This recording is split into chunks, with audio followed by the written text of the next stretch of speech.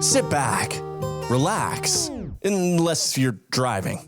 It's time for That's a Freebie. This is That's a Freebie, and on the show this week, I'm going to be diving deep into waterbeds. I wish I was diving deep into a waterbed. And I'm going to tell you about the silly accident that I had just a few days ago. But before any of that, I'm going to start with a Dear Diggy question. And this week's question is from listener Sophie. And the question is, Dear Diggy, if you had to legally change your name to something ridiculous, what would you pick? I don't know what I would pick. There are so many possibilities. However, I think the most ridiculous name I can think of is Benadryl Cucumber Patch, which is what I call Benedict Cumberbatch, which I feel sorry for the guy, actually, because he gets his name, completely destroyed so often. But yeah, Benadryl Cucumber Patch. I think that's pretty ridiculous. And at the same time, not offensive. So yeah, that's probably what I would change my name to. Some would argue that the fact that it's already Diggy is probably ridiculous enough. I would probably also argue the same. If you want to open the show with a Dear Diggy question, all you do is go to fluxo.media and you can submit one there. That's FLUXO.media. In the 1980s, if you weren't sleeping on a waterbed, were you even living?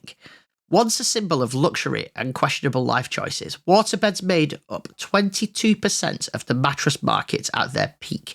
Today, they account for less than 5%, proving that sometimes sleeping in a giant bag of water isn't all it's cracked up to be. The first waterbeds weren't about making waves in the bedroom, they were about keeping patients comfortable. In 1833, Scottish physician Neil Arnott created the hydrostatic bed to prevent bed sores. Even Mark Twain mentioned them in 1871, proving that even the great American author liked a squishy mattress. Fast forward to the 1960s, and science fiction writer Robert A. Heinlein was describing waterbeds in his novels, complete with temperature control and support for your aching sci-fi back. He didn't patent the idea, though, which was a huge win for a guy named Charles Hall. In 1968, Charles Hall, a design student at San Francisco State University, invented the modern waterbed by accident. Trying to create an innovative chair, he filled a vinyl back with cornstarch. When that didn't work, he moved on to water, ditched the chair idea entirely, and ended up inventing a bed that would become a cultural icon. Hall patented his liquid support for human bodies in 1971. Wow, what a name. A name so boring, it's no wonder everyone just called it a waterbed. His company, Inner Space Environment, went on to sell millions of them. By 1987, waterbeds were 22% of the mattress market, proving that Americans were fully on board with the idea of sleeping on what was essentially a giant water balloon. The appeal was obvious: form-fitting comfort, pressure relief for back pain, and a built-in heater to keep things toasty. But let's be real, the advertising focused more on the bed's potential for undisturbed sleep, which everyone understood was a euphemism for something else entirely. Unfortunately, the reality was less sexy. Moving a waterbed was a nightmare, sheets were hard to find, and if the power went out, your toasty bed turned into an ice-cold water coffin. Plus, leaks were a constant threat, because nothing says romance like waking up in a puddle. Nope, not going there. In the 1990s, waterbeds were sinking fast. High electricity costs, complicated maintenance, and the risk of leaks made them less appealing. Even landlords weren't fans. Most banned waterbeds outright due to their potential for disaster. I did actually check before recording this today, and my rental agreement on the house that we are currently in does in fact ban waterbeds. Today, waterbeds make up less than 5% of new bed sales, mostly to people who refuse to let the dream die, or people that love the movie Austin Powers. Despite their fall from grace, waterbeds changed the mattress industry. Modern mattresses with memory foam and temperature control owe a lot to the innovations of the waterbed era. Love them or hate them, waterbeds had their moment in the sun. And for those who still have one, don't worry, your secret's safe with me. Now, I've never actually been on a waterbed. I'd be curious to hear from any listeners that have experience with waterbeds, because I have none. I don't even think I've ever seen one. Don't forget, if you want to submit a topic for Ped Tales, yes, I said Ped Tales. I meant to say Pod Tales. I'm going to leave that in. All you need to do is go to fluxo.media and you can submit a topic there. That's FLUXO.media.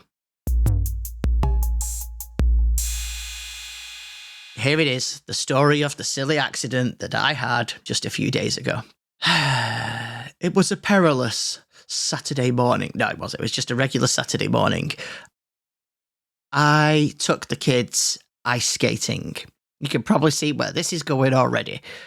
I've been promising for months and months and months that I would go ice skating with them. They go fairly regularly. I've never needed to go. Never been in a position where I could go because I was at work. We were supposed to go for my daughter's birthday back in February. However, I was sick. If you recall, I had bad hives, I had bad swelling, so I couldn't go. So we set aside the weekend just gone to go ice skating. We booked it, we got there, I had to go. I knew pretty much right away that it wasn't something that I was going to enjoy. I wasn't going to keep going back. But I went with it. I shuffled myself along on the ice. I did really well. It was a 2.5-hour session, and I didn't fall at all until the very end. And I'd already decided that I'd given up for the evening as well. I was like, you know what? I'm getting tired now. I've been really lucky not to fall at this point. It looks painful when people fall. Like some people were falling and they were struggling to get back up, and others were falling and getting back up. It was fine. What I did notice is if you were going fast and you fell, it seemed easier because you sort of slid along the ice rather than just hit the ice. Of course, I wasn't going fast because all I could do was basically shuffle and walk along the ice. I was doing fairly well, but I decided one more go around, and what a mistake that was. I got halfway round. I still now don't know what happened. All I know is my feet went from under me and I fell forwards and I landed on my wrist. And next thing I knew, my wrist was touching the back of my arm. I could feel it. I was lay on it and I was crushing my wrist into the back of my arm. So I managed to roll over. A few people came over and said, let's help you up. And one of them tried to grab hold of the arm that I'd just very clearly destroyed. And they pulled on it to lift me up. And I said, ow, no, I've broken that wrist. And they looked me dead in the eye and they went, no, you've not. If you'd broken your wrist, you'd be crying. Now, I knew my wrist was broken, but I was like, okay, but can you help me up with the other side, please? So anyway, that happened. They helped me up with the other side. They got me to the other side of the ice. They got me near the edge, basically. I was able to sort of hook myself over the edge of the railing. And that was the moment that my eyes rolled into the back of my head and I passed out. I was only gone a few seconds. I remember them actually sliding me off the ice through the door and popping me in a wheelchair. And then I started coming back round. I started feeling very sick and really, really nauseous. I was obviously laid up as well. So I started trying to get all my coat off and my jumper off, and which was obviously difficult because my hand was pointing in the wrong direction. So eventually we got it all off. And it was clear at that point that there was a break in my wrist. My whole arm and my hand had all swelled up, and my wrist was twisting to one side like a banana. So made my way to the hospital. Gets to the hospital and they said, yep, that's definitely broken. They kept calling it a banana break. I think it's because my arm looked like it was bent like a banana at this point. And so I got an X-ray. And yeah, essentially what had happened is the bone in my wrist has snapped and then pointed upwards. So it sort of turned in the skin inside.